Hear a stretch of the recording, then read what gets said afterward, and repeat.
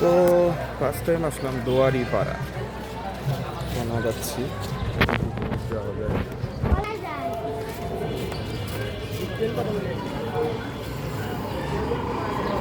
তো বেসিক্যালি এখন আমি সোজা যাচ্ছি, দেখি সোজা কোন দিকে যাওয়া যায়।